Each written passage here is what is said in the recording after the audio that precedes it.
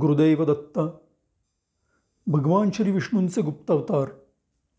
श्री गुरुचरित्राच्या 3ऱ्या अध्यायामध्ये महर्षी दुर्वास आणि ऋषी अंबरीश यांचं वर्णन आहे आणि त्याबद्दल मी यापूर्वीच सांगितलेलं आहे. अंबरीश ऋषींची परीक्षा घेण्यासाठी आलेले महर्षी दुर्वास त्यांना शाप देतात, परंतु आपल्या भक्ताचा कैवार घेऊन भगवान श्री विष्णू तो शाप स्वतःला द्यावा असं दुर्वासांना सुचवतात.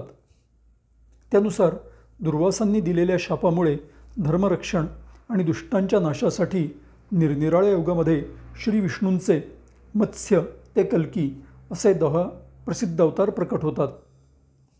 पण हे वर्णन इथेच संपत नाही.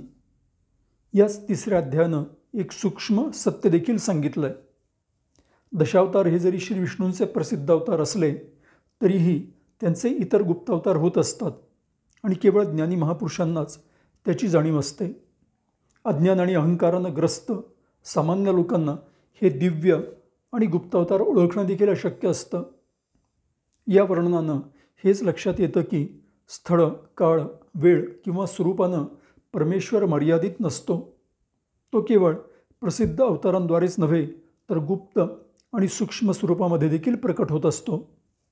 आपल्या सद्गुरूंद्वारे किंवा एखाद्या अनोळखी व्यक्तीनं अनपेक्षितपणे आपल्या घोर संकटाच्या वेळी केलेल्या साह्याद्वारे किंवा आपल्या साक्षात्काराद्वारे सुद्धा तो प्रकट होत असतो. गुप्त असलेले हे अवतार जाणून घेण्यासाठी शुद्ध मन, हृदयामध्ये दया आणि अनन्य भक्ती तर वृत्तीमध्ये शरणागती असावी लागते.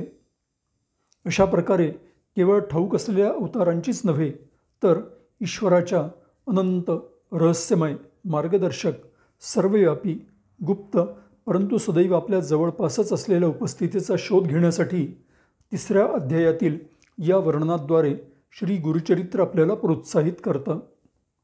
गुरुदैव दत्त.